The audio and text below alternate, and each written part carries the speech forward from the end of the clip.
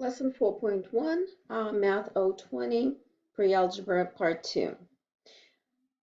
We stopped the previous recording on how to convert mixed number to an improper fraction, and then we are going to do a couple of examples. So let's go ahead and get rid of that. All right, so first we're going to convert each mixed number into an improper fraction. So that means we are going to be multiplying the whole part by the denominator, then take that product, take the answer, add it to the existing numerator, and rewrite the fraction. Okay. So the first thing that we're going to do, again, multiply, and then, in part A, we have a negative number. We do not have to worry about the negative until we actually, it belongs to the entire number. But we're going to copy down the negative sign and then do all our multiplication and addition. All right, so 3 times 4.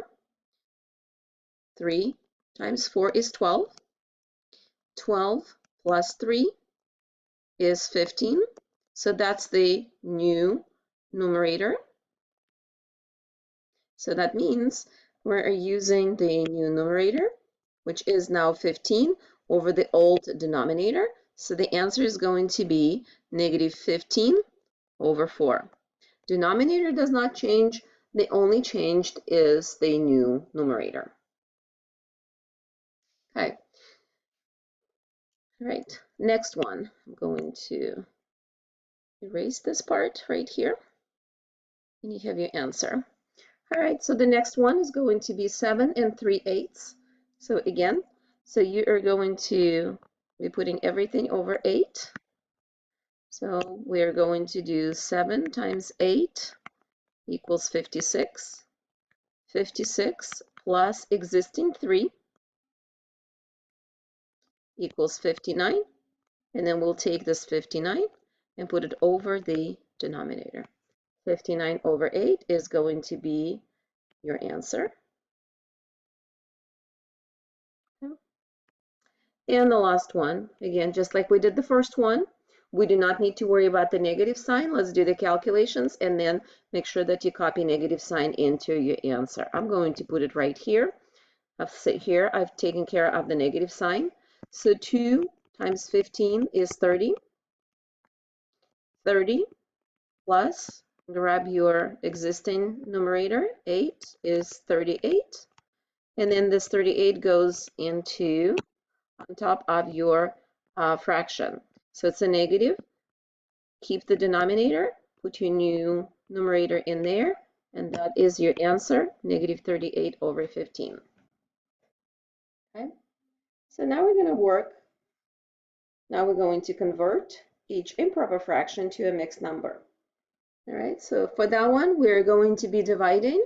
So you need to pay attention to your quotient and your remainder.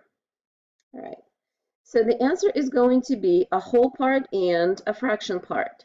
And the denominator will stay as a 6. Okay, 19 over 6. So let's go ahead and divide. 19 over 6 equals, so 6 goes into 19 3 times and remainder 1. Okay, so I have my 3 parts. I have my quotient, I have the remainder, and I have my denominator. Okay, so the answer is quotient first, then I have the remainder, which is 1 over the denominator. Okay, 3 over 6 is your answer. 3 and 1 over 6.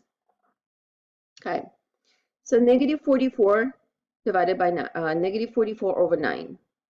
So the answer is going to be negative. So we're going to take care of the negative sign and place that in our answer. So then we're going to do 44 divided by 9. I am going to have, let's see, it's going to be 6 and remainder 9. Remainder 8. Okay, 6 times 9 is 36, and then 36 plus 8 is 44. Okay, so grab your 6 as your whole number, and then grab your remainder 8 over 9 as your fraction, and that is your answer. And the last one, 57 over 22. Again, start with dividing 57 by 22. So you'll have 2, which is 44, 57, sorry. Let's redo that. Again, 57 over 22 equals,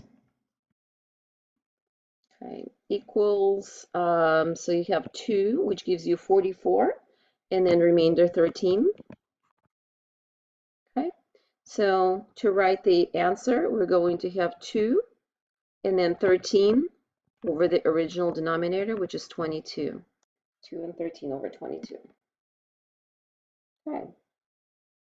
As a side note, because we have been dealing with some negative fractions, let's review how we apply the negative signs to a fraction. Fraction represent a division, okay? So in order for us actually properly apply negative sign to a fraction, the negative sign to a fraction could be either on top, so that is fine. It's still going to be negative 4 over 7. It could be on the bottom, 4 over negative 7, or it could belong to the entire fraction. So all of these will be negative numbers, okay?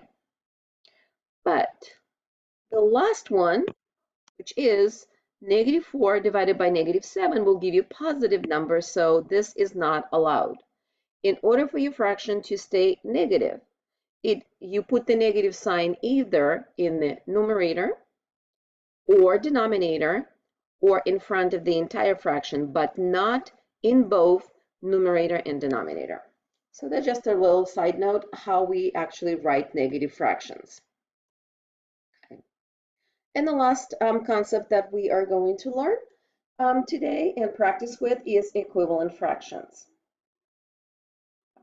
In order for us to understand equivalent fractions, let's take a look at the picture. Okay, here we have two pictures of the same pizza. One pizza is divided in 2 parts and one divided into the 6 parts. But we have half of the pizza is eaten and half of the pizza is still there. So you can clearly see that we can represent pizza as 1/2 or 4 over 8, 4/8, and it will represent exactly the same part of the whole, just using different numbers. Okay, so equivalent fractions, wrong way. Equivalent fractions is they represent the same concept, the same part of the whole, using different denominators and different numerators. So represent the same part of the whole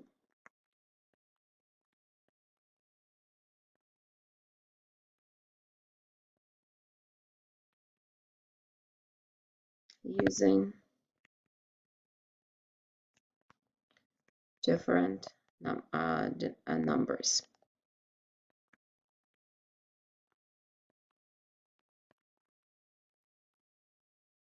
Numerator and denominator.